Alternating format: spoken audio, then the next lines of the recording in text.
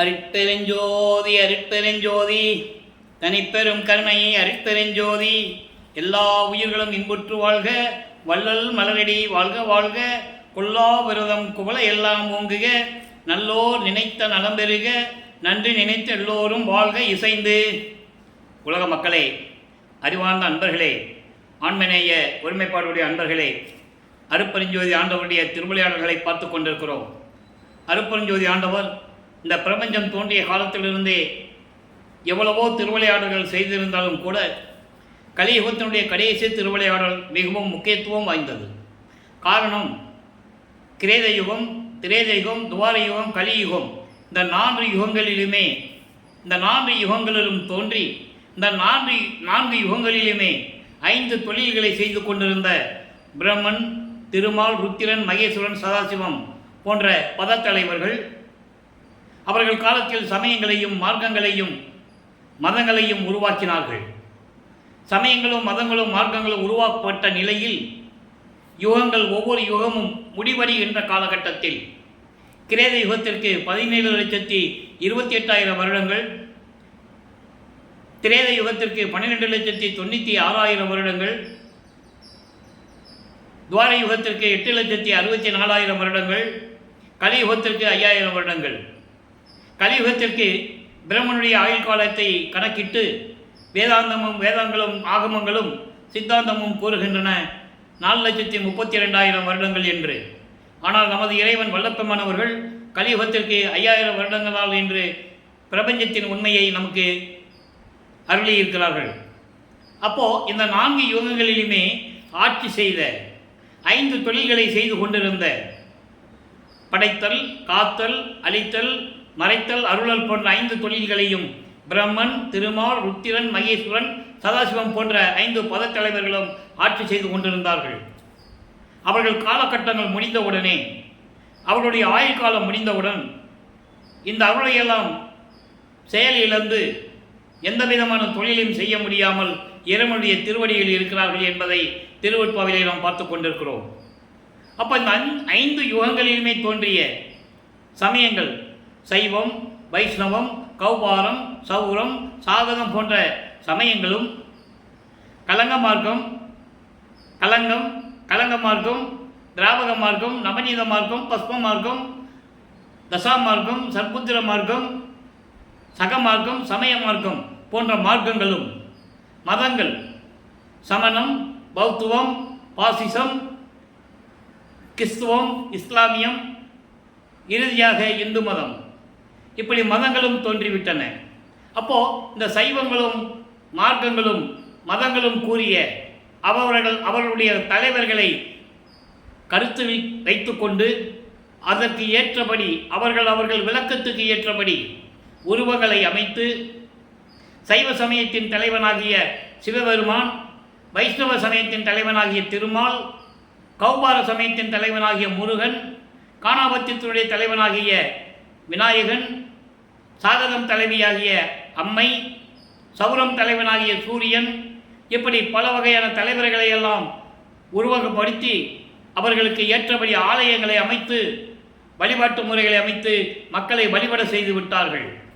அதோடு மட்டுமல்லாமல் சைவ சமயத்தை சேர்ந்தவர்கள் வைஷ்ணவ சமயத்தை சேர்ந்தவர்களை தாக்குவதும், ஒவ்வொரு மதங்களை சேர்ந்தவர்கள் மற்ற மதத்தை சேர்ந்தவர்களை தாக்குவதும், சண்டையிட்டு கொண்டும் சச்சரவுகள் செய்து கொண்டும் முரண்பாடுகளை வைத்து கொண்டும் இந்த உலகிலே வாழ்ந்து கொண்டிருந்தார்கள் என்பதை திருவெட்பாவிலே நாம் தெளிவாக பார்த்து கொண்டிருக்கிறோம். இதெல்லாம் இல்லாமல் இந்த யுகங்களும் முடிந்துவிட்டது, இந்த சமயங்களும் மதங்களும் மார்க்கங்களும் முடிந்துவிட்டது.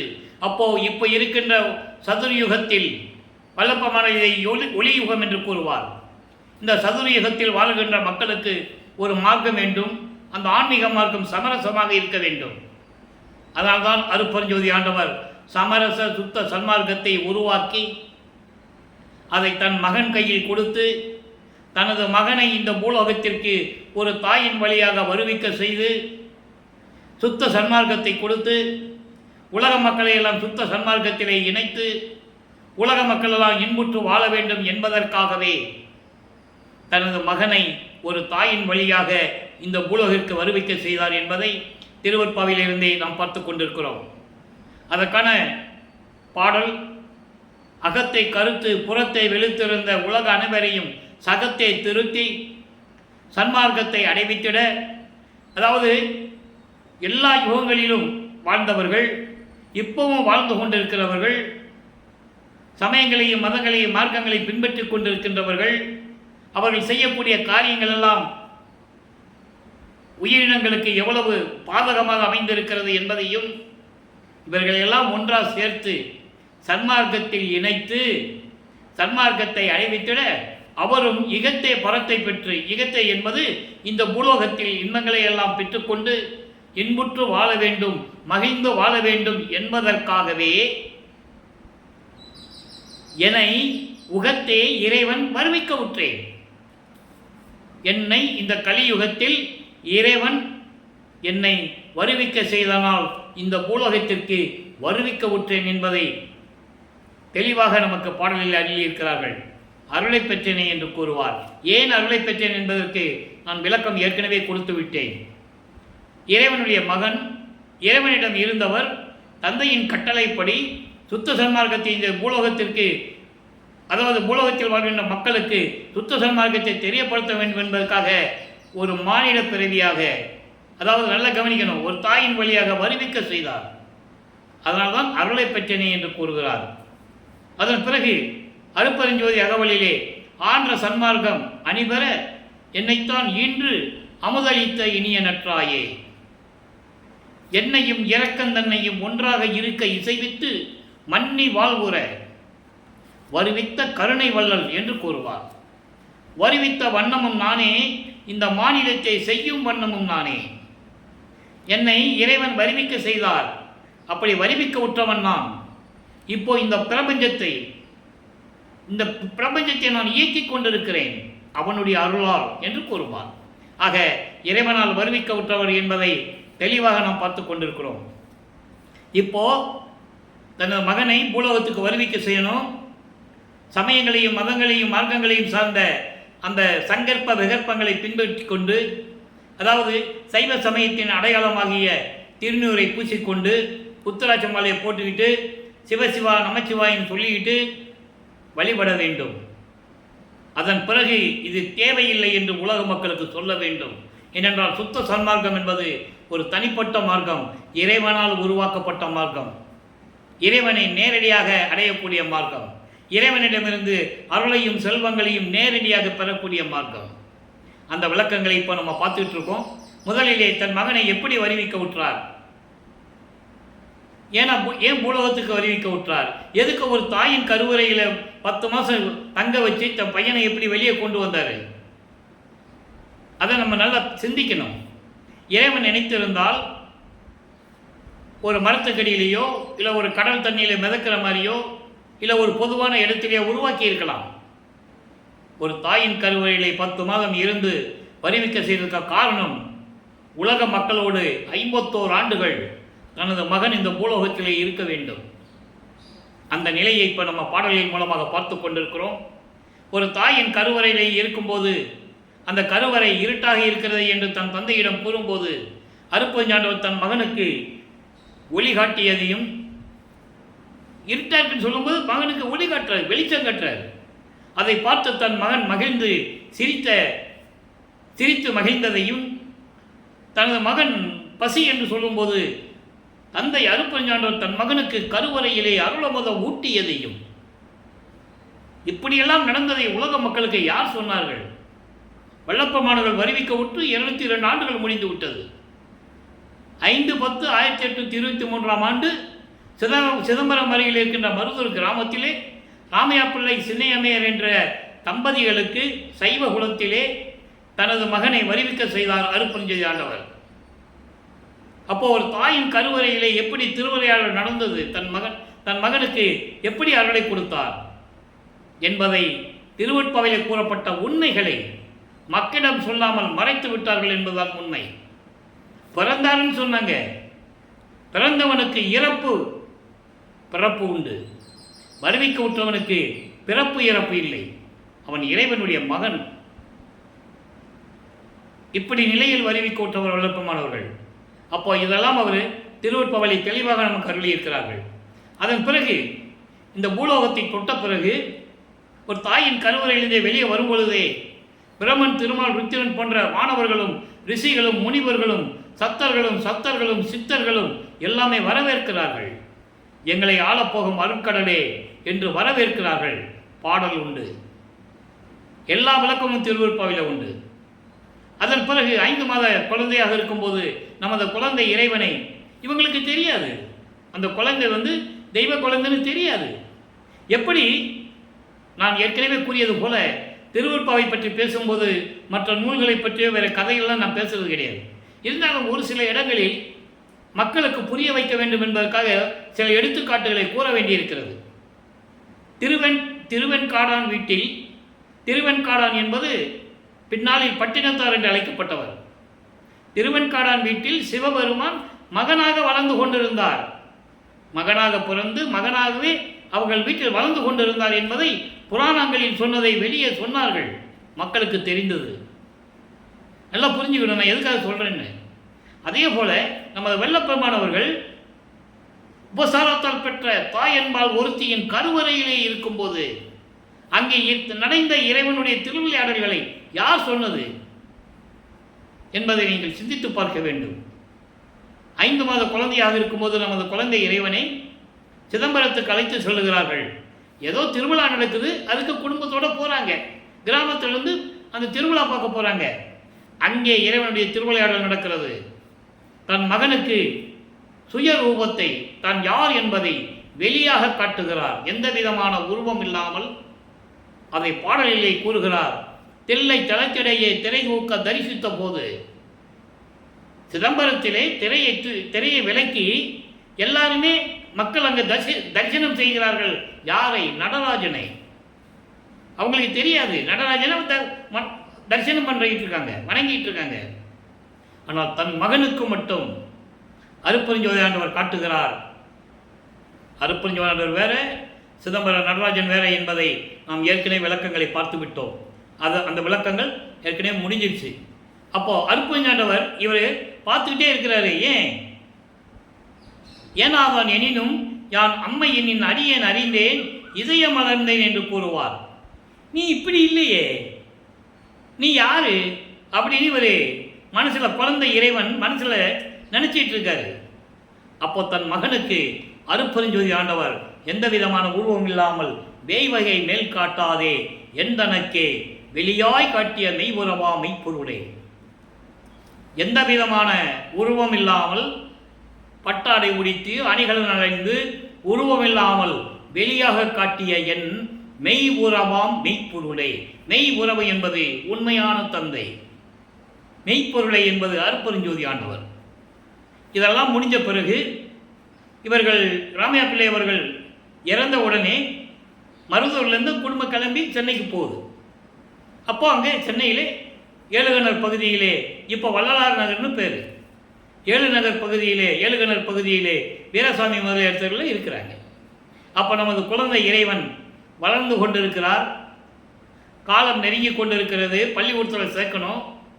கொண்டு போய் பள்ளிக்கூடத்தில் சேர்க்க போகிறாங்க. சேர்த்துட்டாங்க. படிக்க முடியல, அவரால் படிக்க முடியாது. காரணம், அருட்பெருஞ்சாண்டவர் தன் மகன் எந்த ஆசிரியரிடமும் இந்த உலகியல் படிப்பு, சந்தை படிப்பு படிக்கக்கூடாது. ஏன்? அவருக்கு நம்ம பின்னால் சாதா கல்வி கொடுக்க போகிறோம்.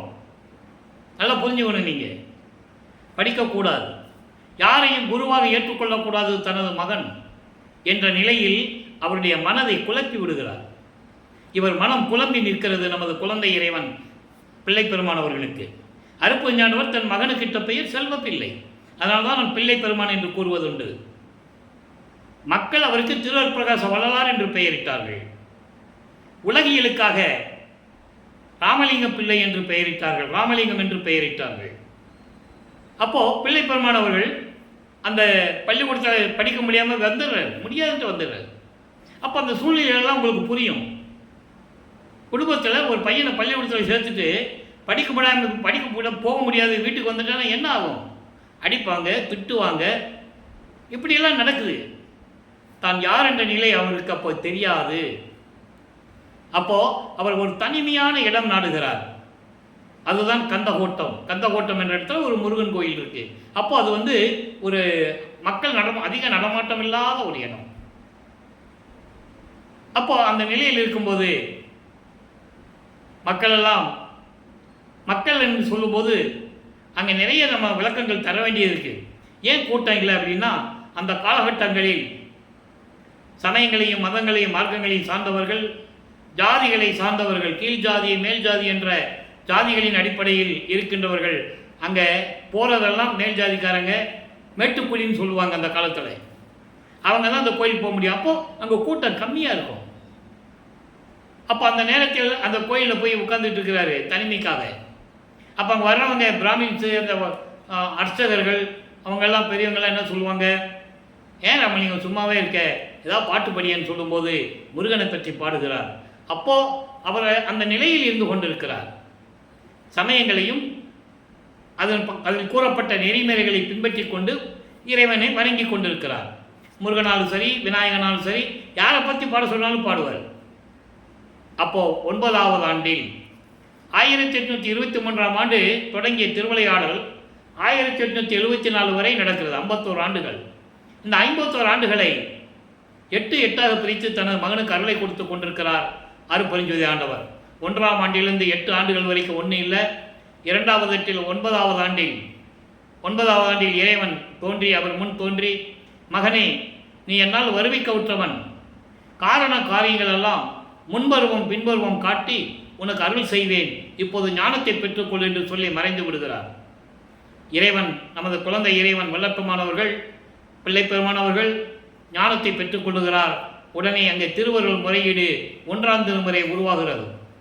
வருவிக்க விட்டு என்னை தனியாக விட்டுட்டு போய்விட்டாயே என்று சொல்லி சிவபெருமானியிடம் முறையீடு செய்கிறார்.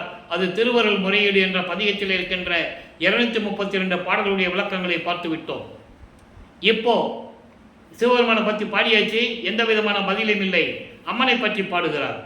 ஒருவேளை தந்தையிடமிருந்து எதுவும் பெற முடியவில்லை, தாயை பற்றி பாடினால் ஏதாவது அருள் கிடைக்குமா என்ற எண்ணத்தில், அந்த ஏக்கத்தில், அந்த தவிப்பில் வடிவுடைமனை பற்றி பாடுகிறார். வடிவுடை மாணிக்க மாலை உருவாகிறது. மொத்தம் 100 பாடல்கள். இதுவரை சுருக்கத்தை பார்த்து விட்டோம். இப்போ விரிவான விளக்கங்கள். வடிவுடை மாளிகையில் 45வது பாடல், நல்ல கவனிங்க. இப்போ ஞானத்தை பெற்றுக்கொண்டார். ஞானத்தை பெற்றுக்கொண்ட பிறகு பாடும் அந்த ஆற்றலை அவர் பெற்று விடுகிறார்.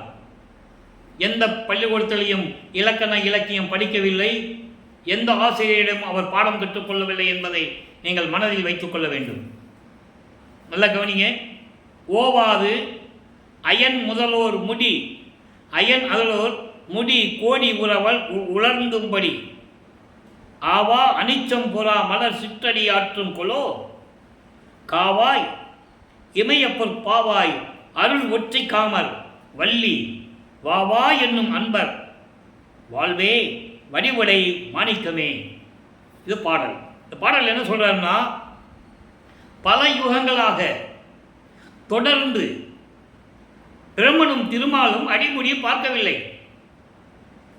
பிரம்மன் அன்னப்பறவையாக உருவம் எடுத்தும் திருமால் பன்றி உருவம் எடுத்தும் இவர் மேலே சென்று கொண்டிருக்கிறார். முடியை பார்க்க பிரம்மன், திருமால் பன்றி உருவம் எடுத்து பாதாள உலகத்திற்கு சென்று கொண்டிருக்கிறான்.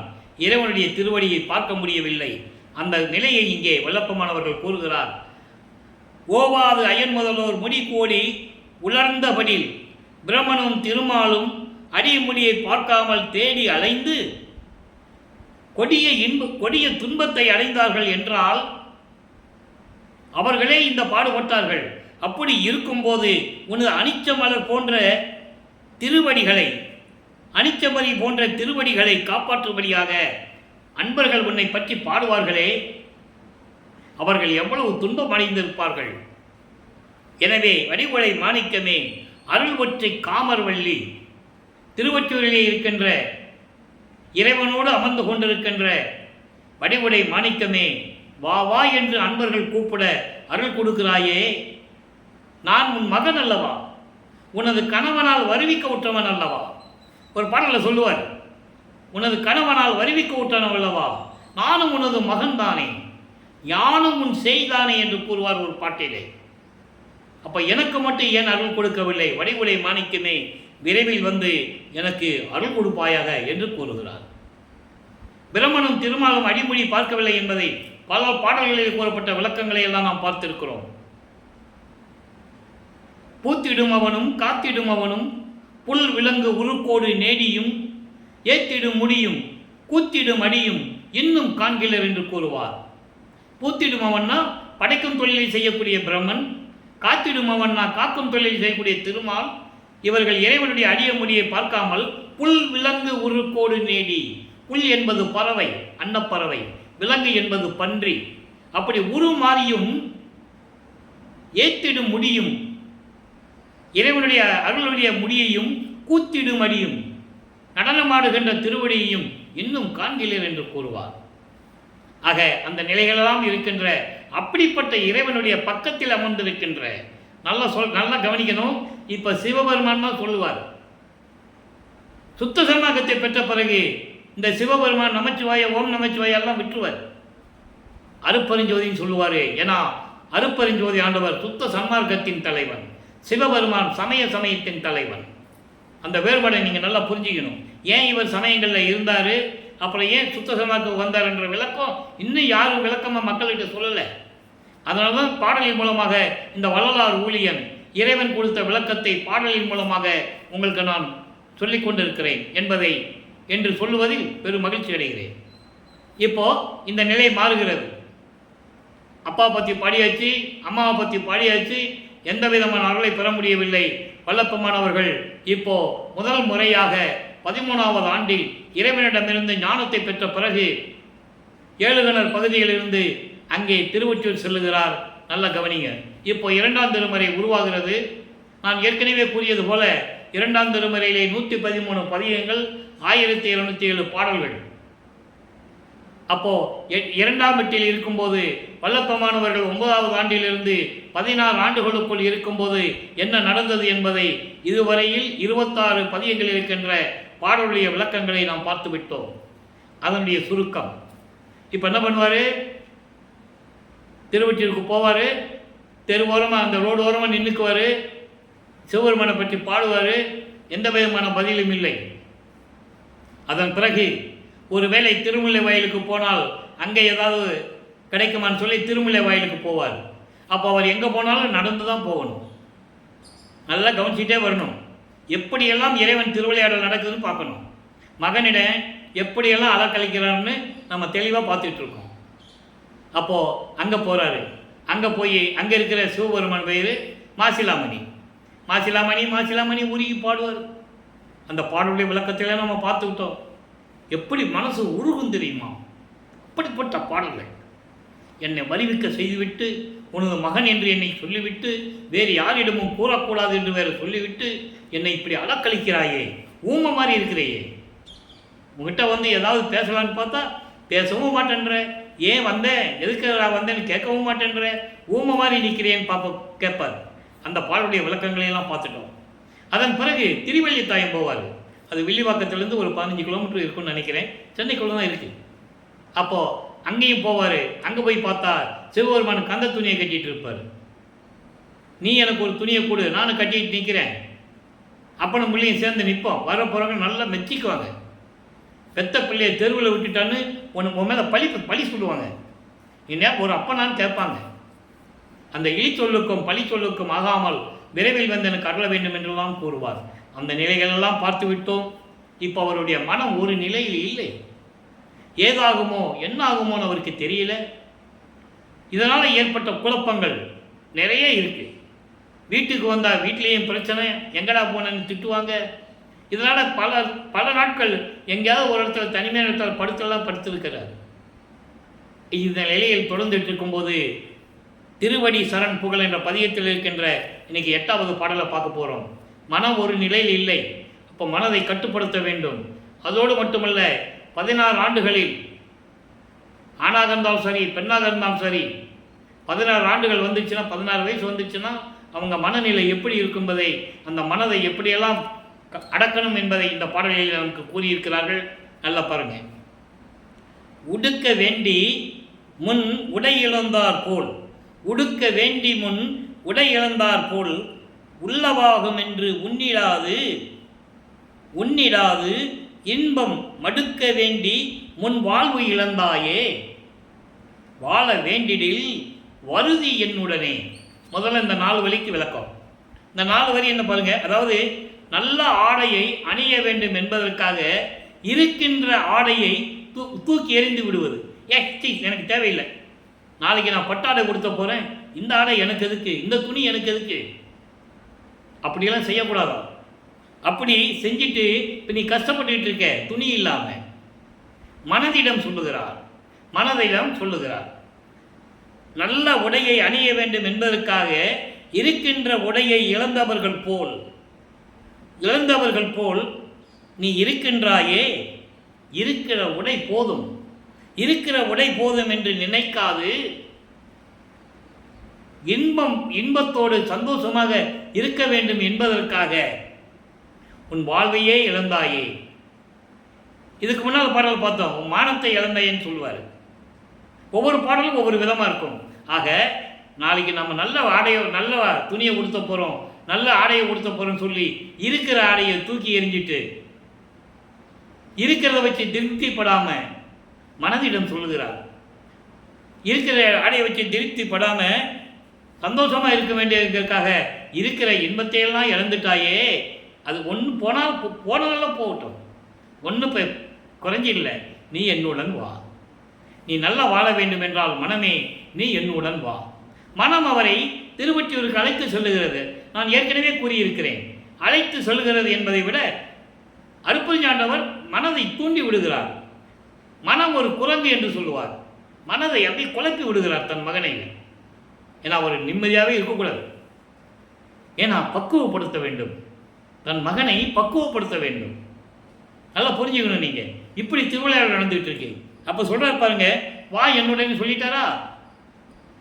அடுக்க வேண்டி நின்று அழுது ஏற்றி அருந்தபத்தினர் அழிவுரா பவத்தை தடுக்க வேண்டி நல் ஒற்றியூர் செல்வ தந்தையார் அடி சரண் புகழாமே.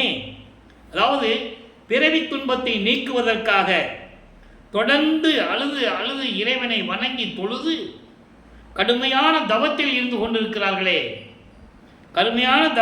இருந்து கொண்டிருக்கிறார்கள்.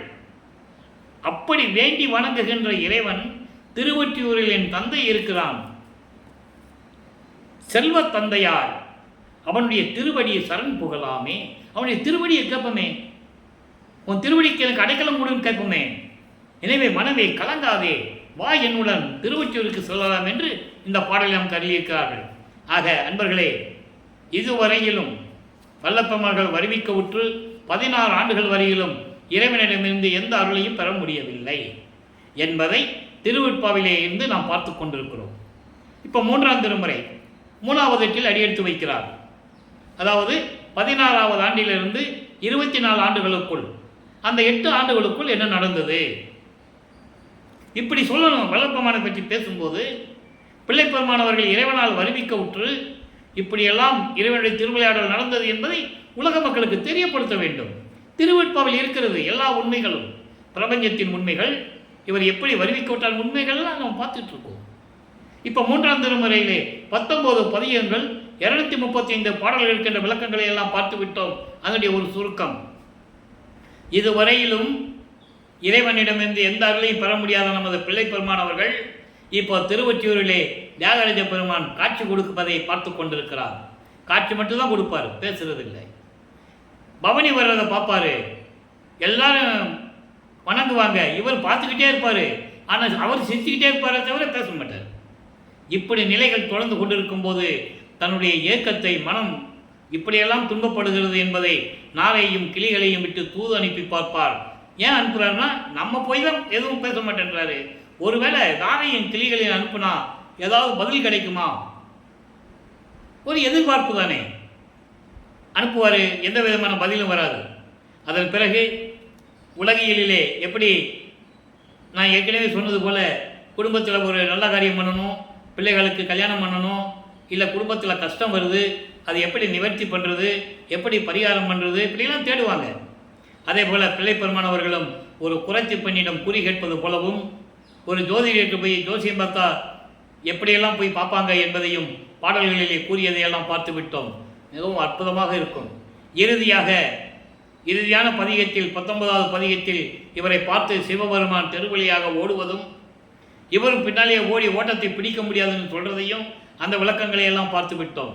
அப்போ அங்கே இருக்கிறவங்க கேட்பாங்கல்ல, தினமும் அவரை பார்க்குறாங்க, என்ன ராமலிங்கம் தெருவழியாக ஓடுறேன்னு கேட்கும்போது அவருக்கு என்ன பதில் சொன்னார், அவங்க என்ன சொன்னார், இந்த விளக்கங்களை எல்லாம் நம்ம பார்த்து விட்டோம். இவர் சொல்லுவார், அவங்க சொல்லுவாங்க, ஏன்பா இந்த கலிகாலத்தில் சிவபெருமான் உனக்கு காட்சி கொடுத்து தெருவழியாக ஓடுறாரா, போப்பா வேறு வேலையை பாருப்பா போய் அப்படின்லாம் சொல்லுவாங்க. பாடலில் இருக்கிறத சொல்கிறேன், விளக்கம் இருக்குது. அப்போ இவர் சொல்லுவார், நீங்கள் என்ன சொன்னாலும் சரி, நீங்கள் என்னென்னமோ சொல்கிறீங்க, சோத்துக்கு இல்லாமல் பிச்சை எடுத்தான்னு சொல்கிறீங்க, இருக்க இடம் இல்லாமல் சுடுகாட்டில் படுத்திருக்கிறான்னு சொல்கிறீங்க, சாம்பலத்துக்கு உடம்பெல்லாம் பூசிக்கிட்டு இருக்காருன்னு சொல்கிறீங்க, எல்லாம் இருக்கட்டும். இருந்தாலும் நான் அவன் மீது காதல் கொண்டுள்ளேன், அவனுடைய காதலை என் கனவில் கூட மறக்க முடியாது என்று சொல்லுவார். இந்த பாடல் பதிகங்களையெல்லாம் காதல் என்று வருவதனால் தன்னை ஒரு பெண்ணாகவும், அதாவது தலைவியாகவும், இறைவனை தலைவனாகவும் வர்ணனை செய்து அந்த பாடல்களை நமக்கு அறிவிப்பார்கள். ஏனென்றால் காதல்னு ஒன்று இருந்தால் அங்கே ஒரு ஆணும் பெண்ணும் இருக்கணும். அந்த முறைகளிலே அந்த பாடலை நமக்கு அறிவிப்பார்கள். அந்த விளக்கங்களை எல்லாம் பார்த்து விட்டோம். இப்போ வல்லப்பமானவர்கள் 3வது எட்டை முடித்து 4வது எட்டுக்குள் அடியெடுத்து வைக்கிறார். அதாவது 25வது ஆண்டிலிருந்து 32 ஆண்டுகளுக்குள் என்ன நடந்தது என்பதை 4ஆம் திருமுறையிலிருந்து பார்த்து விட்டோம். 8 பதிகங்கள் 197 பாடல்களிலே இறைவன் எப்படியெல்லாம் வந்து தன் மகனுக்கு அருளை கொடுத்தார் என்பதையெல்லாம் திரு அற்புதராச மாலையிலிருந்தும், அன்பு மாலை, சௌந்தரிய மாலை, ஆனந்த மாலை, அபராத மன்னிப்பு மாலை, அதிசய மாலை போன்ற பாடல்களிலிருந்து எல்லா விளக்கங்களையும் பார்த்து விட்டோம். அதனுடைய ஒரு சுருக்கம். ஏன்னா அது சொன்னால் தான் அடுத்த படிக்க நம்ம போக முடியும். அப்போது அந்த நிலையில் இருக்கும்போது வெள்ளப்பமானவர்கள் 27வது ஆண்டில் இருக்கும்போது கல்யாணம் பண்ணணும்னு சொல்கிறாங்க. இவனுக்கு ஒரு கால் கட்டு போடணும், இவன் வீட்டில் தங்க மாட்டேன்றான், எங்கே போகிறான் எங்கே வரான்னு தெரியலன்னு சொல்லி அக்கா பெண்ணை தனக்கோடியை கல்யாணம் பண்ணணும்னு சொல்கிறாங்க. இவர் இல்லற வாழ்க்கையில் எனக்கு இஷ்டம் இல்லைன்னு சொல்கிறாரு.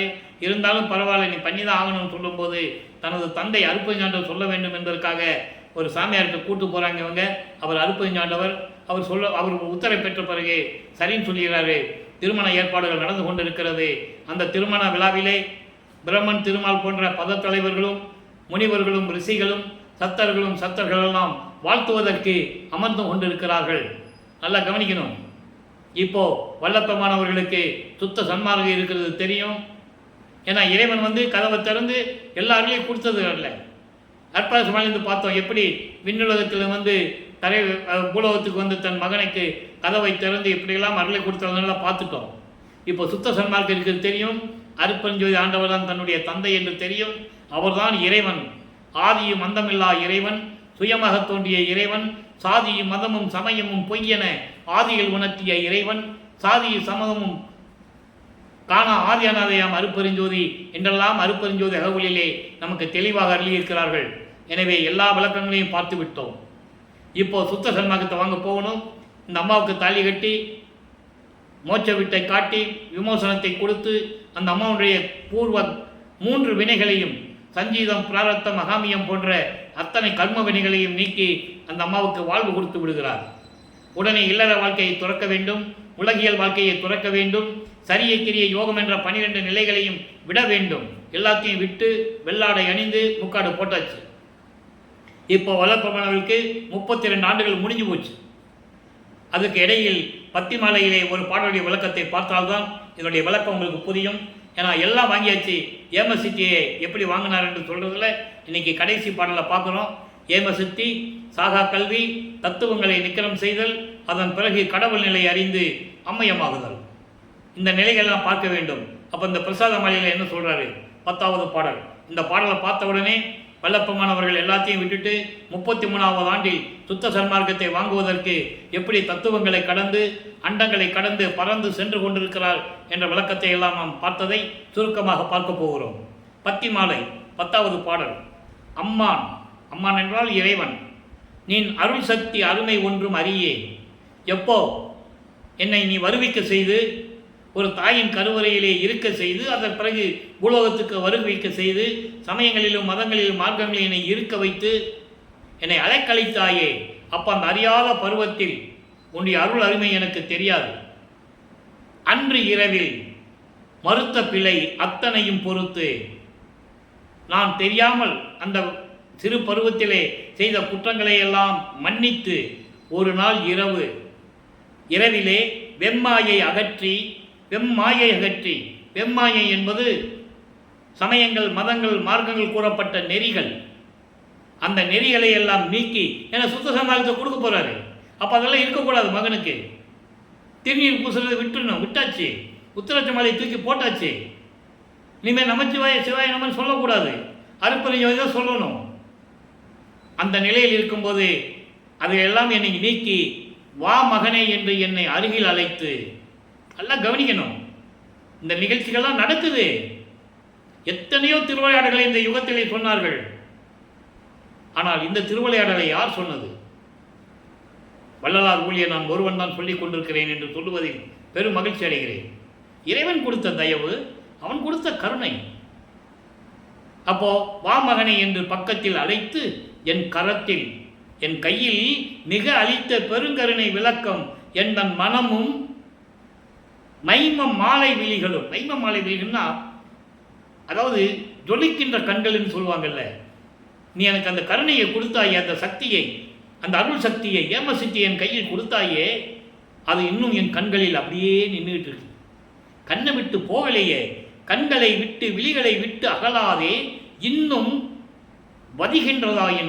வதிகின்றதாயினும் என்றால் விளங்கி கொண்டிருக்கிறது. அப்படியே என் கண்ணில் அப்படியே ஒடிச்சுக்கிட்டு இருக்கு, ஜெகஜோதியாக தெரியுது. அப்படி இருந்தும் கூட என் வஞ்ச நெஞ்சம் உருகவில்லையே. ஏன் உருகவில்லைன்னு சொல்கிறாரு? சுத்த சமாகத்தை பெற்றால் நெஞ்சம் உருகும், இல்லைன்னா உருகாது. அதான் சொல்கிறாரு.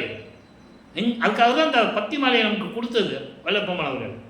நெஞ்சம் உருகவில்லையே, எம்மாய நெஞ்சம் இதற்கு உருகல் அரிதல்லவே.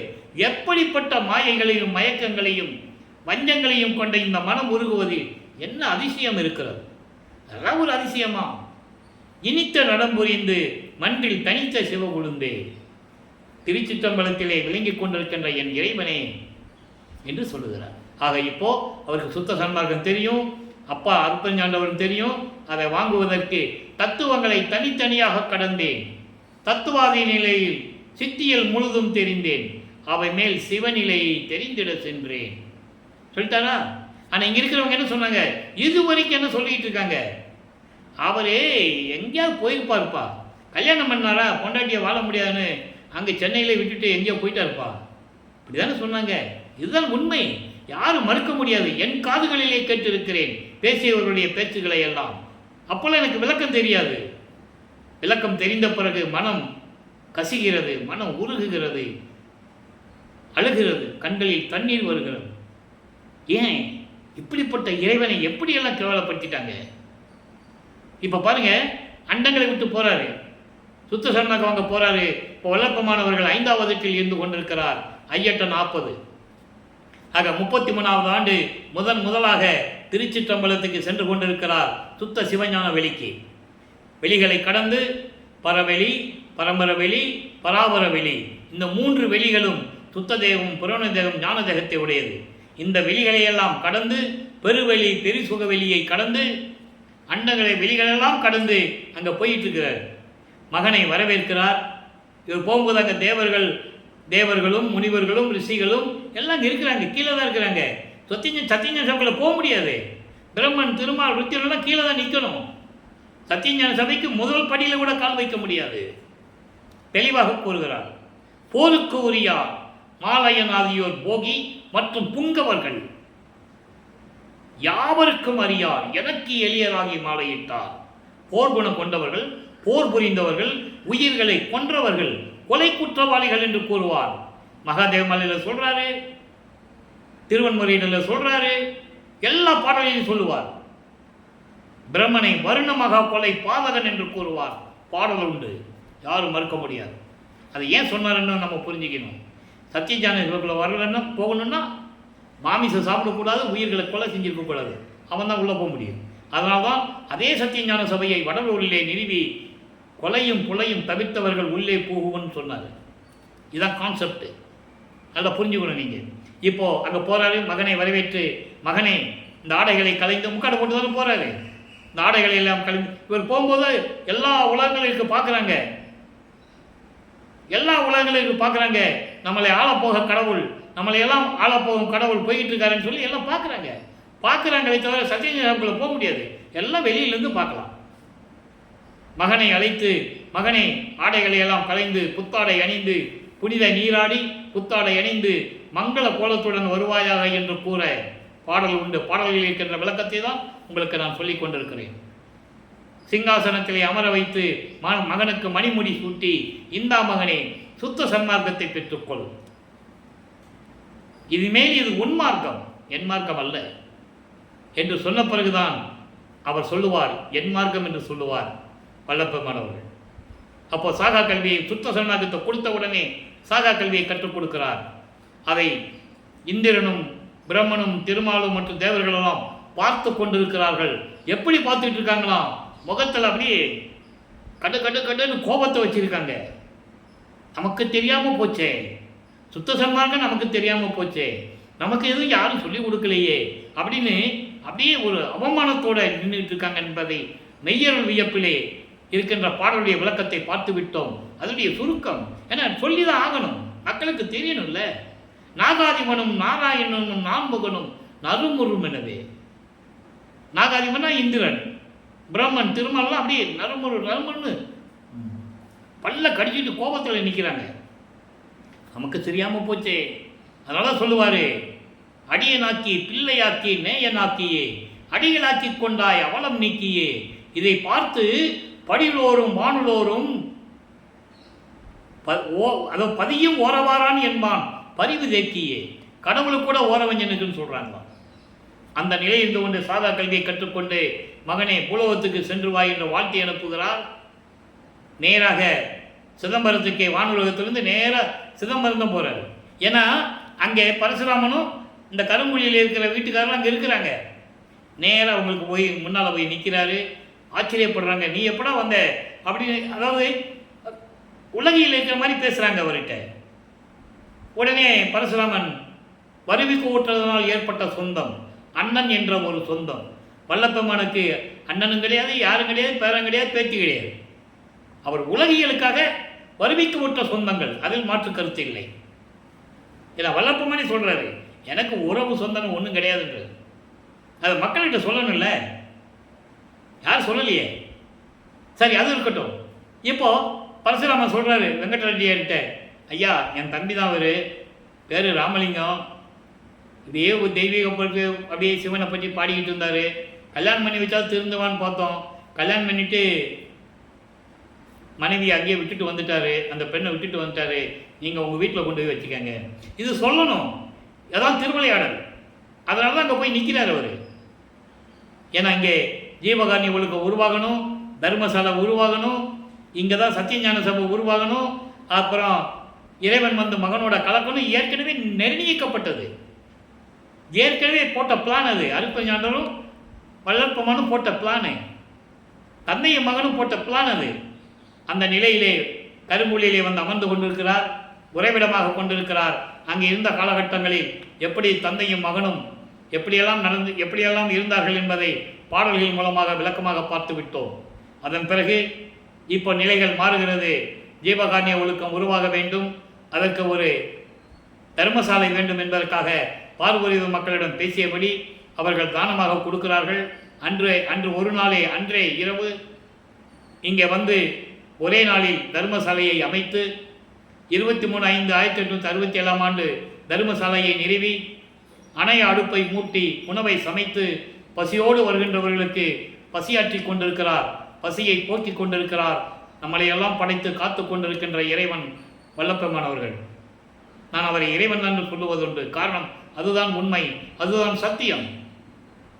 அப்போ இந்த நிலையில் இருக்கும்போது 1869 நீதிமன்றத்திலே, கடலூரிலே மஞ்சக்குப்பம் என்ற இடத்தில் இருக்கின்ற நீதிமன்றத்திலே ஆறுமுக நாவலார் எப்படி வழக்கு தொடர்ந்தார் என்பதையும், எப்படி விவாதங்கள் நடந்தது என்பதையும், திருவற்பாவை மறுப்பாய் என்று அறிவிக்க முடியாது என்று நீதிபதி கொடுத்த தீர்ப்பை பெற்றுக்கொண்டு எப்படியெல்லாம் வந்தார் என்பதை விளக்கங்களை எல்லாம் முழுமையாக பார்த்து விட்டோம்.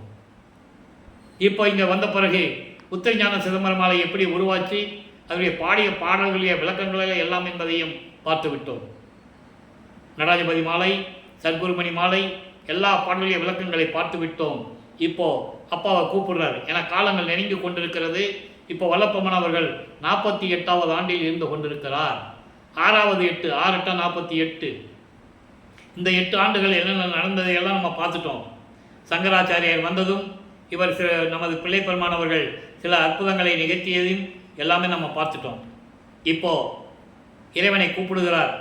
காலங்கள் நெருங்கி கொண்டிருக்கிறதே, என் தந்தையே வாருங்கள் என்ற நிலையை அம்பலவாணர் வருகையிலிருந்து பார்த்து கொண்டிருக்கிறோம். இன்று 102, 103வது பாடல். அதன் பிறகு அனுபவ மாலையிலே எப்படியெல்லாம் நிகழ்ந்தது என்பதை பார்க்க போகிறோம். கண் அணையீர் உம்மை காண என் ஆசை கடல் பொங்குகின்றது வாரில். அங்கே பார்த்தது சுத்த சன்மார்க்கம் வாங்கும்போது போய் பார்த்தது, திருப்பி கூப்பிட்டா தான் வருவார், இல்லைன்னா வர்றதில்லை. அது பாடலில் சொல்கிறாரு, அங்கே என்ன பண்ணிகிட்டு இருக்கேன், உன் மகன் இங்கே நினைட்டு இருக்கேன், அங்கே எண்ணிக்கிட்டு இருக்கேன், அங்கே என்ன பண்ணிகிட்டு இருக்கேன், சிவகாமி வள்ளியோட கொஞ்சம் விளையாண்டது போதும், மகனை பார்க்க இங்கே வான்னு சொல்லுவார். அந்த பாடலுடைய விளக்கத்தில் நம்ம பார்த்துட்டோம். எபிசோடுகளில் நம்ம வரிசையாக பார்த்துட்டு வரோம். இன்றைக்கி எபிசோடு 269 எபிசோடு. ஏன் சொல்கிறோம்னா, இறைவனுடைய திருவிளையாடல் தனியாக போட்டுக்கிட்டு இருக்கோம். 4 ஆண்டுகளாக நான் திருவருட்பாவினுடைய விளக்கங்களை கூறிக்கொண்டிருக்கிறேன். இறைவனுடைய தயவால் கிட்டத்தட்ட 1000 வீடியோ போட்டாச்சு. இன்னும் ஒரு 500 வீடியோக்கு மேலே போட வேண்டியது இருக்குது திருவாக்கு மட்டும் சொல்கிறதுக்கு. அதன் பிறகு நிறைய விளக்கங்கள் இருக்குது, நம்ம ஒன்றா போட்டுட்ருப்போம். இப்போது இந்த நிலையில் இருக்கும்போது கண் அணையீர் அப்படின்னா என் கண் போன்றவர் நீர், என் கண் போன்ற என் தந்தையே உம்மை காண என் ஆசை கடல் போல் பொங்குகின்றது. வா சீக்கிரம் வா, அங்கே என்ன பண்ணிட்டு இருக்கீங்க, வாங்க இங்கே, உடல் தாங்குகின்றது வாரி. இதனால்தான் இந்த உடல் இருந்து கொண்டிருக்கிறது. இந்த உடல் ஏன் தாங்கிக்கிட்டு இருக்கேன், இந்த உடலை ஏன் தாங்கிக்கிட்டு இருக்கேன், இந்த உடம்பை நீ வரணுன்றதுக்காக தானே, சீக்கிரமான்னு கூப்பிட்றாரு. அடுத்து சொல்கிறாரு, கண்டு அணைத்தல் அன்றி காதல் அடங்காது, உன் மீது காதல் கொண்டுள்ளேன். அந்த காதல் எப்படிப்பட்ட காதல் என்பதை அனுபவ மாலையில் நம்ம பார்த்துக்கிட்டு இருக்கோம். தன்னை மனைவியாகவும் இறைவனை கணவனாகவும் வர்ணனை செய்து அந்த அனுபவங்களை போலியிடம் சொல்லுவது போல நமக்கு அருளியிருப்பதை பார்த்து கொண்டிருக்கிறோம். அதான் நான் முதலே சொன்னேன், காதல் என்று சொன்னால் அங்கே ஒரு ஆணும் பெண்ணும் இருக்க வேண்டும். அதான் சொல்கிறாரு, கண்டு அணைத்தல் அன்றி காதல் அடங்காது. உன்னை பார்க்காம, உன்னை அணைத்து கொள்ளாம, உன்னிடம் கொஞ்சி கொலாவாம என்னுடைய காதல் அடங்காது. சீக்கிரம் வாங்க பூலோகத்துக்கு. எங்கேருந்து கூப்பிட்றாரு, தர்மசாலையில். நல்லா கவனிச்சிக்கணும், தர்மசாலையிலும் கருங்குழியிலும் தான் எல்லா நிகழ்வுகளும் நடந்தது. மேட்டுக்குப்பம் சுத்த சன்மார்க்கத்தை உலக மக்களுக்கு அறிமுகப்படுத்தி பேருபதேசம் செய்தது, கொடி கட்டி பேருபதேசம் பண்ணது. ஞானசரிய உருவானது, அகவல் உருவானது. அதன் பிறகு மகனோடு 2 கலந்து கொண்டது. நல்லா புரிஞ்சுக்கணும் நீங்கள். இதுதான் சித்தி வளாகம், அதை நம்ம பின்னால் பார்க்க போகிறோம். இப்போது கண்டு அணைத்தல் அன்றி காதல் அடங்காது, என் கண்மணியே நீர் இங்கு வாரீர். என் கண்ணில் இருக்கின்ற மணி போன்று இருக்கின்ற இறைவனே, இப்போ பூலோகத்துக்கு வாங்க, உன் மணியினீர் இங்கு வாரீர். உன் மணியினீர் என்பது உள்ளு தான், அந்த இல்லு தான் இன்னக மருவி இருக்கு. என் உள்ளத்தில் மணி போன்று விளங்கி கொண்டிருக்கின்ற இறைவனே, அருப்பெருஞ்சோதியே, என் தந்தையே வாருங்கள் என்று அழைக்கிறார். இது ஏன் இந்த பாடல்கள் நம்ம சொல்கிறோன்னா, தர்மசாலை இருக்கும்போது என்ன நடந்ததுன்னு சொல்லணும். அவர் சும்மா அடுப்பு மூட்டி சாப்பாடு மட்டும் போட்டுக்கிட்டு இருக்கல, அவர் மற்ற விஷயங்களை என்ன நடந்தது உலக மக்கள் சொல்லணும்ல. அது திருவருட்பாவில் இருக்கு, அதை சொல்லணும். பசியும், அதாவது பசி, பிணி, தாகம், இச்சை, எளிமை, பயம், கொலை, ஜெயமகானி ஒழுக்கம் உருவாயிடுச்சு. அதனுடைய விளக்கத்தை நம்ம பின்னால் போட போகிறோம். 7 பிரிவுகளாக இருக்கு. பசிக்கும் பிணிக்கும் தொடர்பு உண்டு, பசிக்கும் பிணிக்கும் தாகத்துக்கும் தொடர்பு உண்டு, இச்சைக்கும் மற்ற விஷயங்களுக்கும் தொடர்பு உண்டு, பயத்துக்கும் கொலைக்கும் தொடர்பு உண்டு. இப்படி ஒவ்வொன்றுக்கும் ஒரு தொடர்பு இருக்கு. பசி மட்டும் ஜீவகாரணிய விளக்கம் அல்ல, அதை நான் வலியுறுத்தி சொல்லிக் கொண்டிருக்கிறேன். சோறு மட்டும் போடுவது மட்டும் ஜீவகாரணியம் அல்ல. இந்த 7 பிரிவுகளுக்கும் ஒவ்வொன்றுக்கு ஒன்று தொடர்பு இருக்கு என்பதை நாம் தனியாக விளக்கங்களை கொடுக்க காத்திருக்கொண்டிருக்கிறோம். பின்னால் உங்களுக்கு கண்டிப்பாக வரும், அதை பார்த்துக்கலாம். இப்போ எல்லா வேலையும் முடிஞ்சிச்சு. இப்போ அப்பாவை கூப்பிடுறாரு. அப்போ அனுபவ மாலையில் என்ன சொல்கிறாரு? 147வது பதிகம் அனுபவ மாலை 45வது பாடல். மொத்தம் 100 பாடல்கள் தன்னுடைய அனுபவங்களை, இறைவன் யார் என்பதையும், சமயங்களிலும் மதங்களில் இருக்கும்போது எப்படி நமச்சிவாய சிவாய நமன் சொல்லிட்டு இருந்தார், திருநூறு பூசிக்கிட்டு கொட்டையை போட்டுக்கிட்டு பட்டையை போட்டுக்கிட்டு எப்படி இருந்தார், அந்த நிலை மாறின பிறகு எப்படி அருப்பெருஞ்சோதி சொல்கிறாரு, உலக மக்களுக்கு சொல்லணும் இல்லை. ஏன்னா இது வரைக்கும் என்ன சொல்லிட்டு இருக்காங்க, வள்ளற்பனுடைய படத்தை போட்டு நெத்தியில் அப்படியே திருநீர் பூசுன மாதிரியெல்லாம் போடுவாங்க. அதெல்லாம் செய்யக்கூடாது, தப்பு. அதெல்லாம் சுத்த சன்மார்க்கத்தில் அதெல்லாம் கிடையாது, அது செய்யக்கூடாது. தெளிவாக பாட்டில் இருக்கு. இறைவனே சொல்கிறாரு, அது உனக்கு தேவையில்லை, உன் உடம்பை அசுத்தப்படுத்தும் என்று கூறுவார் அருட்பெருஞ்சாண்டவர் தன் மகனிடம். பிரசாத மாலையில் பார்த்துட்டோம். எல்லாருக்கும் திருநீர் கொடுத்துட்டு வருவார் ஒரு சாமியார் இடத்துல. இவரும் போய் அப்படி எனக்கு கொஞ்சம் கொடுங்க அப்படின்னு கேட்பார். அப்படி சிரிச்சுக்கிட்டே சொல்லுவார், இந்த இதெல்லாம் முடிஞ்சு போச்சு மகனே, திருப்பி திருப்பி இதெல்லாம் என்கிட்ட கேட்காத, இனிமேல் அதெல்லாம் உனக்கு தேவையில்லை, உனக்கு வேறு அருளை நான் கொடுத்துக்கிட்டு இருக்கேன் அப்படின்னு சொல்லி திருநீர் பை அவுத்து சுடர் மணிப்பூ, செழுமணிப்பூ, செழுமணப்பூ, இப்படி பூ கொடுப்பார். அந்த பூ ஒவ்வொன்றும் ஒரு அருளை கொடுத்தது. பிரணவ தேகம், சுத்த தேகம், அதெல்லாம் விளக்கங்களே நம்ம பார்த்துட்டோம். இப்போ அந்த விளக்கங்கள் எல்லாம் முடிஞ்ச பிறகு இப்போ அனுபவ மாலையில் என்ன சொல்கிறாரு சொல்லணும்ல. அதாவது 32 ஆண்டுகள் வரைக்கும் அவர் எப்படி சிவபெருமான் நமச்சிவாயன்னு சொல்லிக்கிட்டு இருந்தார், திருநீரை பூசிக்கிட்டு பட்டையை போட்டுக்கிட்டு உத்தராட்ச மாலையை போட்டுக்கிட்டு எப்படி இருந்தார்ல. இப்போ அதெல்லாம் நீக்கின பிறகு அருட்பெருஞ்சாண்டவர் இருக்கும்போது எப்படி இருந்தாருன்னு சொல்லணும்ல, யார் இறைவன் சொல்லணும்ல. அதை சொல்கிற கூசுகின்றது என்னடி நான் அம்பலத்தே நடிக்கும் கூத்தாடி கணவருக்கு மாலையிட்டாய் எனவே ஏசுகின்றார் ஆரடியோ. இவ்வளோ அற்புதம். வெட்கப்படுகிறேன், ஆணப்படுகிறேன், மானம் போய்விட்டது. அதான் ஞானசரியில் சொல்லுவார், மானம் போன வழியெல்லாம் விடுத்தேன் என்று சொல்லுவார். இப்படி நிலைமை என்னை தவிர யாருக்கும் வரக்கூடாதுன்னு சொல்லுவார். அதான் சொல்றாரு, கூசுகின்றது என்னடி நான் அம்பலத்தை நடிக்கும் கூத்தாடி கணவருக்கே மாலாயிட்டா எனவே ஏசுகின்றார் ஆரடியோ. எனக்கு வெக்கமா இருக்கிறது, மானம் போச்சு எனக்கு. பேசாம என்னை வருவிக்க விட்டாரே, சமயங்களிலும் மதங்களிலும் மார்க்கங்களிலும் இல்லாம அன்னைக்கு நமச்சிவாயா சிவாய நம்ம சொல்லிட்டு இருந்தானே, இப்போ என்னை கிண்டல் பண்றாங்க. கூத்தாடி கணவருக்கு மாலையிட்டு விட்டா என்று என்னை கிண்டல் செய்கிறாங்க. இதெல்லாம் எனக்கு தேவையா என் தோழியே? மக்களிடம் சொல்கிறார், உலக மக்களுக்கு தெரியப்படுத்துகிறார், இப்படியெல்லாம் என்னை கேவலப்படுத்தினாங்கன்னு சொல்லுவார். கூட இருந்தவர்களை சதி செய்தனர் என்று சொல்லுவார். பாடல் உண்டு, யாரும் மறுக்க முடியாது. அவர் மனம் எப்படி வேதனைப்பட்டிருந்தால் அந்த வார்த்தையை சொல்லியிருப்பார். நீங்கள் கவனிக்கணும், இறைவன் இத்தனைக்கும் எல்லாருமே பெற்ற இறைவன் வெளியே சொல்ல முடியாது, அவங்களும் தெரிஞ்சிக்க முடியல. ஏன்னா சமயங்களை சார்ந்தவர்கள், மதங்களை சார்ந்தவர்கள், ஜாதிகள் பற்று கொண்டவர்கள்.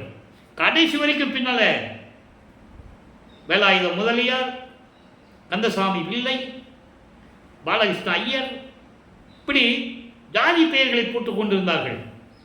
ஏனென்றால் இதை ஏன் குறிப்பிடுகிறார் வல்லற்பெருமான்? ஏனென்றால் அவர்கள் அதை விட்டு வருவதற்கு மனம் இல்லை. இறைவனை வல்லற்பெருமானை யாருன்னு கூட அவங்களால நினைச்சு கூட பார்க்க முடியல. காரணம், இவர் சாதியும் மதமும் மார்க்கங்களும் இல்லை என்று சொல்லுகிறார். நாளைக்கு நம்மளும் இது இல்லைன்னு சொல்லிட்டா நம்ம ஜாதிகளை சேர்த்துக்க மாட்டாங்க, ஒதுக்கி வச்சிருவாங்கன்னு அவங்களுக்கு தெரியும். அதனால தானே ஆறுமுகனாளர் கோர்ட்டிலே வழக்கு தொடும்போது யாருமே அங்கே போய் சமாதானம் பேசல. சிந்தனை பண்ணி பாருங்க. அந்த காலகட்டத்தில் வேலாயுதம் அவர்களும் ஆறுமுகனாவலர் அவர்களும் ஒத்த காலத்தில் வாழ்ந்தவர்கள், புலவர் பட்டம் பெற்றவர்கள். ஏன் ஒருத்தர் பேசிக்கொள்ளவில்லை? நல்லா புரிஞ்சுக்கணும். இதை ஏன் கூறுகிறேன் என்றால் வல்லப்பெருமானை கூறுகிறார், என்னோடு இருந்து கொண்டே சதி செய்தனர் என்று கூறுகிறார். மெய்யல் வியப்பிலே கூறுகிறார். எல்லாத்துக்கும் பாடல் உண்டு. நான் திருவற்பால் இருக்கின்ற விளக்கங்களை தான் கூறிக்கொண்டிருக்கிறேன். யாரையும் புண்படுத்துவதற்காகவோ இகழ்ந்து பேசுவதற்காக அல்ல, அவருடைய நிலையை பாடல்களில் சொன்னதை நான் மக்களுக்கு சொல்லிக் கொண்டிருக்கிறேன். தனியாக விட்டுட்டு போயிட்டாங்களாம். அதை ரொம்ப அற்புதமாக சொல்லுவார் பாடலில். அந்த விளக்கங்கள் எல்லாம் பார்த்து விட்டோம்.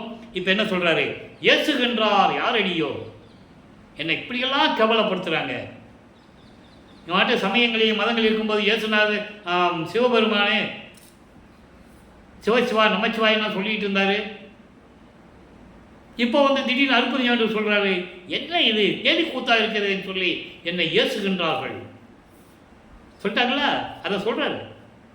என் முன்னாலே பேசுகிறாங்க, என் காதுபட பேசிக் கொண்டிருக்கிறார்கள் என்றெல்லாம் சொல்லுவார். பாடல் உண்டு. ஏசுகின்றார் ஆரடியோ, அவர் யார் தெரியுமா? நான் மாலையிட்டானே, என்னைக்கு மாலையிட்டானே, என்னை மாலையிட்டு ஏற்றுக்கொண்டானே, அந்த கணவன் யார் தெரியுமா? என்னை ஆட்கொண்ட இறைவன் யார் தெரியுமா? அண்ட பகிரண்டத்து இருக்கின்ற சத்தர்களும் சக்திகளும் பிறரும் பேசுகின்ற வார்த்தையெல்லாம் வள்ளல் அருள் கூத்தின் பெருமையல்லால் வேறு ஒன்றும் பேசுகின்றது இல்லையே. இப்படியெல்லாம் சொன்னவங்க இந்த அண்டங்களையும் பகிரண்டங்களையும் இருக்கின்ற சத்தர்கள் சக்திகள் எல்லாம் என்ன பேசிக்கிட்டு இருக்காங்கன்னு நினைக்கிறீங்க? வள்ளல் அருள் கூத்தின் அவருடைய அருளுடனம் இருக்கிறதே, அதை பற்றி பேசுகிறதை தவிர வேறு எது பற்றியும் பேசுவதில்லை. நான் அப்படிப்பட்டவருக்கு தானே மாலையிட்டேன், அப்படிப்பட்டவர் தானே என்னை மனைவியாக ஏற்றுக்கொண்டார். எப்படி சொல்றார் பாருங்க. அப்படிப்பட்டவர் தான் என்னை ஆட்கொண்டார், எனக்கு எல்லாரையும் கொடுத்தார் சொல்லிட்டு சொல்றாரே, வீசுகின்ற பெருஞ்சோதி திருக்கூத்தின் திறனே, வேதமுடன் ஆகமங்கள் விழும்புகின்றதன்னே. வேதங்கள் ரிக்வேதம், யசுர்வேதம், சாமவேதம், அதர்வண வேதம், ஆகம நூல்கள் 28 இவை எல்லாம் இறைவனுடைய திருவிளையாடலை பற்றி தானே பேசிக் கொண்டிருக்கிறார்கள். வீசுகின்ற பெருஞ்சோதி, வீசுகின்ற பெருஞ்சோதி என்பது என்ன? பரிபூரணமாக இந்த பிரபஞ்சத்தில் ஒளி வீசிக் கொண்டிருக்கின்ற அருப்பெருஞ்சோதி ஆண்டவருடைய திருவிளையாடலைத்தானே, அவருடைய வல்லமையைத்தானே வேதங்களும் ஆகமங்களும் கூறிக்கொண்டிருக்கின்றன. வேறு ஒன்றும் இல்லை சொல்கிறார். ஆக யார் இறைவன்? அருப்பெருஞ்சோதி ஆண்டவர். இப்போ எல்லாருமே யாருமே இறைவனை பார்க்க முடியாது, எல்லாமே இறைவனை தேடிக்கொண்டிருக்கிறார்கள் என்பதை பாடல்களில் தெளிவாக நமக்கு அறிவிக்கிறார்கள். ருத்திரன், பிரம்மன், விண்ணோர், வேந்தர் பிறரும் மாதவம் பன்மாற் புரிந்து வானவர்கள் மாதவம் பன்மாற் புரிந்து மணிமான நடுவே. எப்படி சொல்றாங்களா? வானவர்களும் பிரம்மனும் தேவரும் பிறரும் மணிமாட நடுவே தவம் புரிந்து இறைவனை பார்க்க வேண்டும் என்பதற்காக மணிமாட நடுவே ஒரு அறையில் நடுவே இருக்கையை அமைத்து, எப்படி தேனிருக்கும் மலரன்னை, தேனிருக்கும் மலரனை, தேன் சொரிகின்ற புத்தம் புது மலர்களால் அலங்கரிக்கப்பட்ட ஒரு இருக்கையை வைத்து உனது திருவடியை சேர்த்து அருள்கை என செப்பி வரிந்திடவும். உன் திருவடியாவது கொண்டு வைப்பா, இந்த இருக்கையில் வை, நாங்கள் தொட்டு கும்பிட்டுக்கிறோம். அப்படியெல்லாம் தவம் இருக்கிறார்கள், வேண்டுகிறார்கள், கெஞ்சுகிறார்கள், கூத்தாடுகிறார்கள், கண்ணீர் விட்டு கதறி அழுகிறார்கள். அப்படிப்பட்ட இறைவன் நான் இருக்கும் குடிசையிலே என்ன சொல்றார் பாருங்க, நான் இருக்கும் குடிசையிலே உவந்து நுழைந்து நல்ல திருளமுதம் அருளமுதம் நல்கியதுடன், எனக்கு அருளமுதம் கொடுத்தது மட்டுமில்லாமல் ஊன் இருக்கும் குடிசையில் உவந்து நுழைந்து என் உள்ளம் என்னும் குடிசையில் உழந்து நினைந்தேன். எவ்வளவு அழகா சொல்றாரு. அதோடு மட்டுமா, வான் இருக்கும், அதாவது அங்கே சொல்வார் மகாதேவ மாலையில நிறைய பாடல்கள் உண்டு. அப்படிப்பட்ட இறைவன் யாரு? அருப்பெருஞ்சோதி ஆண்டவர். சுத்த சன்மார்க்கத்தை பெற்றால் மரணமில்லா பெருவாழ்வை இல்லை என்பதை தெளிவாக கூறுகிறார். சுத்த சன்மார்க்கம் பெற்றால்தான் மரணமில்லா பெருவாழ்வு. ஞானசரியிலே முதல் பாட்டிலே சொல்லுவார், யார் இறைவன்? நினைந்து நினைந்து இறைவனை எப்படி வணங்கணுமா? நினைந்து நினைந்து உணர்ந்து உணர்ந்து நெகிழ்ந்து நெகிழ்ந்து அன்பு நிறைந்து நிறைந்து ஊற்றலும் கண்ணீர் அதனால் உடம்பு நனைந்து நனைந்து. இறைவனை இப்படியெல்லாம் உள்ளத்தில் நினைச்சு உருகிட்டோம்னா கண்ணில் இருந்து தண்ணி தார தர ஒரு உடம்பு நனைதான். அருளமுதே நன்னிதியே ஞான நடத்தரசே. எப்படி இறைவனை கூப்பிட சொல்றாரு? நமச்சிவாயன் கூப்பிட சொன்னாரா? சிவாய நமன் சொல்ல சொன்னாரா? சிவபெருமான் சொல்ல சொன்னாரா? இல்லை. அருள் அமுதே நன்னிதியே ஞான நடத்தரசே என் உரிமை நாயகனே, என்னை படைத்தவன் நீந்தானே என்று வணைந்து வணைந்து எத்துதலாம் அம்பின் உலகி, உலக மக்களே இப்படியெல்லாம் போற்றி போற்றி வணங்கினால் மரணமில்லா பெருவாழ்வில் வாழ்ந்திடலாம் கண்டே. வணைந்துரையேன் பொய்ப்புகழேன், கற்பனையாக சொல்லலை, பொய் சொல்லலை, நான் சத்தியமே சொல்லுகின்றேன். பொற்றவையில் சிற்றவையில் புகுந்தருணம் இதுவே. வாங்க சத்தியஞான சபைக்கு வாங்க வாங்கன்னு கூப்பிடுறாரு. உங்களுக்கு தானே நான் கட்டி வச்சிருக்கேன். நீங்கள் தான் அந்த சத்தியஞான சபைக்கு வர முடியாது. நான் போயிட்டு வருவேன். அண்ட பொழுது அரை நொடியில் நான் போயிட்டு வந்துடுவேன். நீங்கள் போக முடியாது. அதுக்காகத்தானே வடலூரில் சத்தியஞான சபையை கட்டி வச்சிருக்கேன். வாங்க பொற்றவையில் சிற்றவைக்கு வாங்க, மரணமில்லா பெருவாழ்வை வாங்கிக்காங்கன்னு சொல்கிறாரு. இப்படிப்பட்ட நிலையை நாம் திருவுட்பாவிலிருந்து தான் பார்த்து கொண்டிருக்கிறோம். இந்த மாதிரி உலகத்திலே எந்த புராணங்களிலும் காவியங்களிலும் கிடையாது. எல்லாருமே மனிதர்களால் எழுதப்பட்டது. மனிதர்கள் இங்கே பிறந்து இறைவனுடைய அருளை பெற்றுக்கொண்டு இறைவன் ஆற்றலை பெற்றுக்கொண்டு பாடல்களை எழுதி போற்றி போற்றி போற்றி என்று பாடினார்கள், அருளை பெற்றார்கள், முக்தி அடைந்தார்கள். ஞான சித்தியை யாரும் பெற்றதில்லை என்பதை நான் பதிவு செய்ய கடமைப்பட்டிருக்கிறேன். ஏன்னா வல்லற்பமானே சொல்றாரு, முத்தியை பெற்றேன், நான் முத்தியினால் ஞான சித்தியை உற்றேன் என்று உந்திப்பெற, சித்தன் ஆனேன் என்று உந்திப்பெற நான் கடவுளாயிட்டேன்னு சொல்றாரு. அதான் ஒரு இடத்துல சொல்வாரு, இவன் அவனாகிவிட்டான். இந்த பூலோகத்தில் வரிவிக்க விட்ட இவன் இந்த ராமலிங்கம், அதான் அர்த்தம் இருக்கு. ஏன்னா உலகில் பேர் அவர் பேர் அதானே, ராமலிங்கம் தானே. இவன் அவனாகிவிட்டான், வரிவிக்க விட்ட அந்த ராமலிங்கம் அருப்பெருஞ்சோதி ஆகிவிட்டான் என்று கூறுவார். யார் சொன்னது? நீங்கள் ஒரு ஆள் சொல்லுங்க பார்ப்போம் இந்த மாதிரி சொன்னது. எனவே அன்பர்களே, அப்படிப்பட்ட இறைவனை நாம் பெற்றிருக்கிறோம், நாம் புண்ணியம் செய்திருக்கிறோம். இந்த யுகத்திலே பிறந்து, இந்த ஒளி யுகத்திலே சதுர யுகத்திலே பிறந்து சுத்த சன்மார்க்கத்தை பெற்று ஒரே இறைவன் என்ற நிலையில் அருப்பெருஞ்சோதியானவரை பெற்றுக்கொண்டு இந்த நிலைகளெல்லாம் நாம் திருவருட்பாலை பார்த்து கொண்டிருக்கிறோம்.